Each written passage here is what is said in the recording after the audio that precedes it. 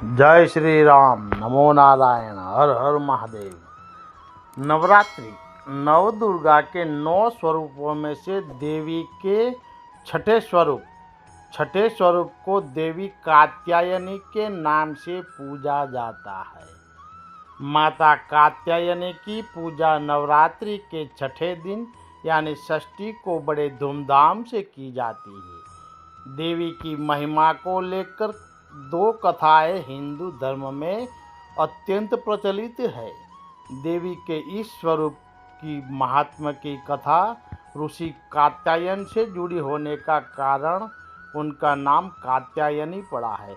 वहीं देवी कात्यायनी की महिमा कथा दुराचारी महिषासुर वध से भी जुड़ी हुई है। देवी कात्यायनी का स्वरूप अत्यंत उज्जवल और ज्योतिर्मय है।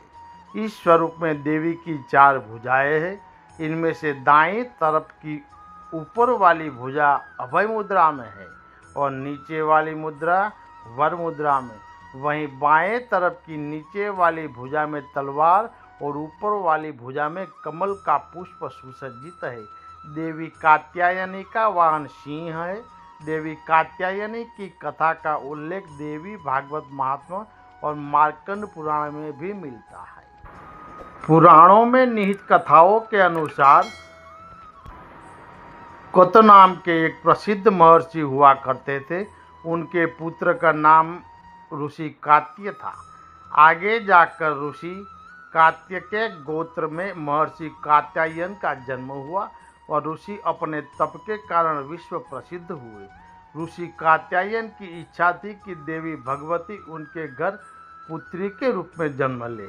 इसीलिए उन्होंने कई वर्षों तक देवी भगवती की कठोर तपस्या की।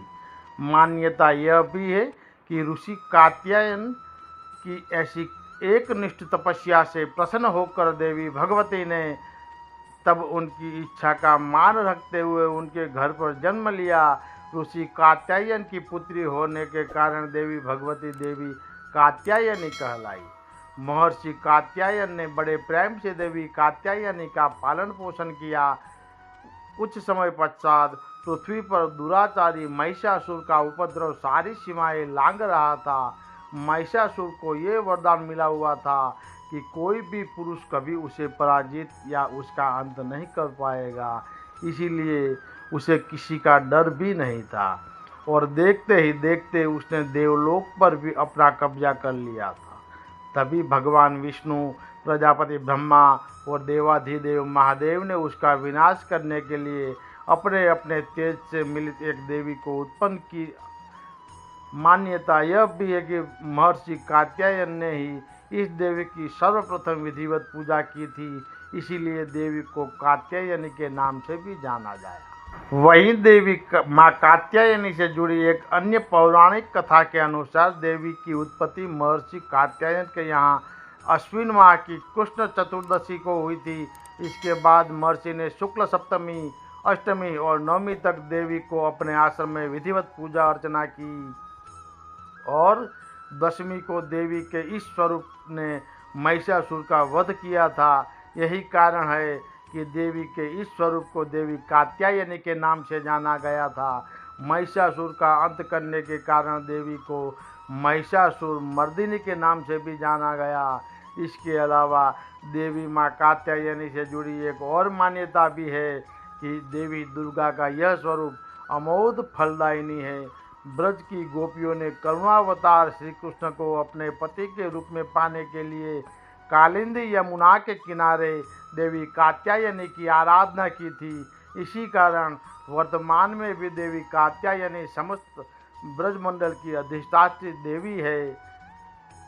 स्कंद पुराण में भी देवी कात्यायनी के बारे में यह उल्लेख भी मिलता है कि उनके उत्पत्ति परमेश्वर के सांसारिक क्रोध से हुई थी। नवरात्रि के छठे दिन देवी दुर्गा के इस स्वरूप की पूजा का काफ़ी महत्व है। ऐसी भी मान्यता है कि देवी कात्यायनी की पूजा में लाल और सफ़ेद रंग के कपड़े पहनना बहुत शुभ होता है। मान्यता तो यह भी है कि माँ कात्यायनी के चरणों में अपना सब कुछ समर्पित करते हुए उनकी आराधना करने वाले भक्तों को उनके दर्शन प्राप्त होते हैं। देवी कात्यायनी का ध्यान गोधूली बेला में किया जाना चाहिए।